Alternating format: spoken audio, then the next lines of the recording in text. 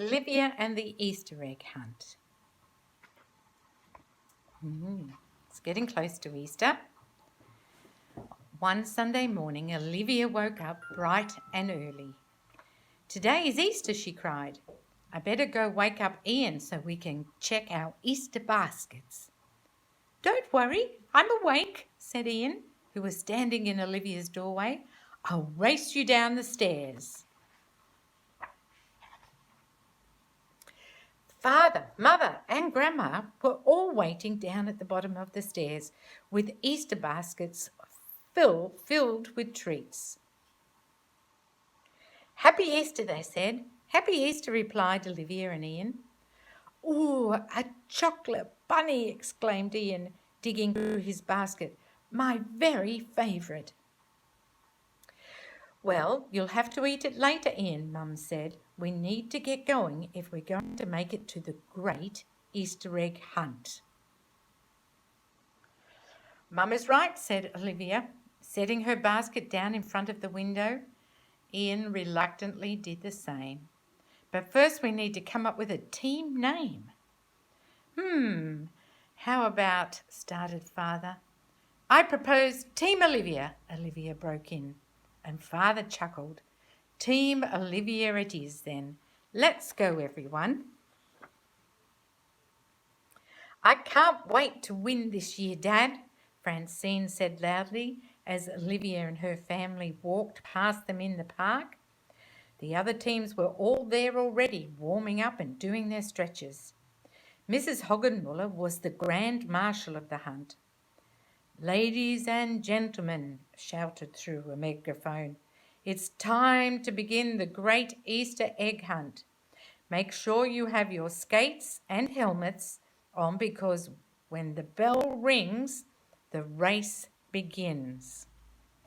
There she is with the megaphone. "Now, folks, this isn't your average Easter hunt," Mrs. Hoggenmuller continued. "You'll be collecting eggs, of course, but you have to complete silly stunts to get them. The stunts will be at 3 different locations. The winner of each stunt will receive an egg with a puzzle piece. The first team to collect 3 eggs can put the puzzle pieces together to find the clue that will lead them to the Easter basket. The first stunt will take place at the supermarket." And then Mrs. Hoggenmuller rang the bell and they were off to the supermarket. Got their skates on? Olivia and her family skated to the supermarket as quickly as they could. When they got there, Francine's family was already there, halfway through the first stunt. Oh, look at this. "Welcome to silly stunt number 1, said Mrs. Hoggenmuller. "The single strand of spaghetti slurp. Who will perform from Team Olivia?" "I'll do it," volunteered Ian. "Go, Ian," cried Olivia as Ian started slurping away. "Ian wins," Mrs. Hoggenmuller shouted when Ian finished up the last strand of spaghetti. "Here is your first egg, Olivia," said Mrs. Hoggenmuller, "and your next stop is the town library." All the teams are there, the yellow hat, the yellow and the red hat. Olivia's family made it to the library just in time to compete with Julian and his parents on silly stunt number 2, the running of the books. To complete this stunt, you must run through the tyre obstacle carrying a stack of books on your head and then deposit the books in this box, Mrs. Hoggenmuller explained. "I'll do it," Grandma volunteered. She carefully placed the books on her head and began making her way through the tyres. "Bork, bork, bork, bork," Mrs. Hoggenmuller was doing a chicken impersonation to test the competitors' concentration. Luckily, Grandma practiced Tai Chi and was able to keep her balance perfectly.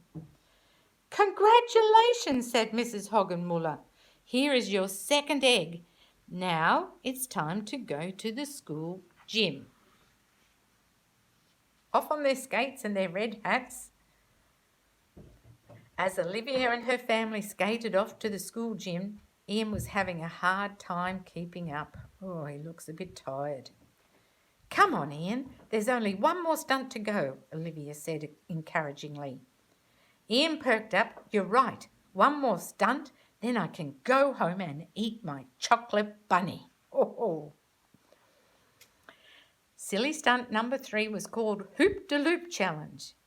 You need to keep the loop spinning for 1 full minute, said Mrs. Hoggenmuller. This one is mine, gang, said Olivia.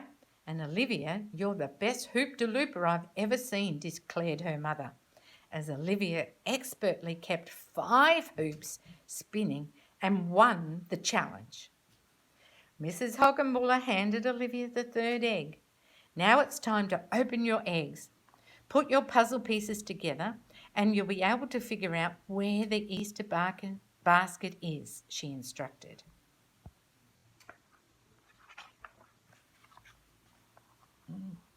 Ian opened the first egg. Inside was a puzzle piece with a picture of a wall. Grandma opened the second egg. This puzzle piece had a picture of a nut on it. Olivia opened the last egg and pulled a puzzle piece with a picture of a tree on it. A tree, a nut, and a wall, said Olivia. A wall, a nut, and a tree. But what do they stand for, wondered Grandma. Walnut tree, exclaimed Olivia, and the Easter basket is in the walnut tree. But which walnut tree, asked Father. There are lots of walnut trees around town. Look, there's a map on the back of the puzzle pieces. And Olivia said the walnut tree is in the park. So I guess they're off to the park. There they are, everybody hunting around in the park. Team Olivia raced to the park and stopped suddenly in their tracks. The park was filled with walnut trees. I guess that's why they call it Walnut Tree Park, observed Grandma. Suddenly, Perry the dog ran over to one of the trees and started barking. Pick me up, Dad, Olivia said, and Father lifted her up and she grabbed a brightly coloured Easter basket that was resting on one of the tree branches. We found it, yelled Ian. Go Team Olivia, said Mother. The great Easter hunt is over and the winner is Team Olivia, Mrs. Hoggenmuller announced through her megaphone. Inside the basket was a big golden egg. There's a special surprise inside, said Mrs. Hoggenmuller, but you should wait to open it till you get home. She looks very excited, doesn't she? Ian was the first one through the door when Olivia and her family arrived home after the Easter picnic. I finally get to eat my chocolate bunny, he said, and he dug through his basket, but instead of pulling out an Easter bunny, he pulled out a messy blob of melted chocolate. Oh no, it's all melted. Don't worry, Ian. You can have mine, said Olivia. But as she dug through her own basket, she discovered that her bunny had also melted. I guess we shouldn't have left them so close to the window on such a sunny day, Olivia said sadly. Olivia paced the floor, trying to think of a way to cheer Ian up, when she spotted the golden egg in the Eastern basket. Remembered what Mrs. Hoggenmuller had said about there being a surprise inside the golden egg. Olivia carefully pried open the egg, and a flood of little chocolate bunnies fell out. Whoa, look at that. Yay, exclaimed Ian, biting the ears off one of the bunnies. Thanks, Olivia.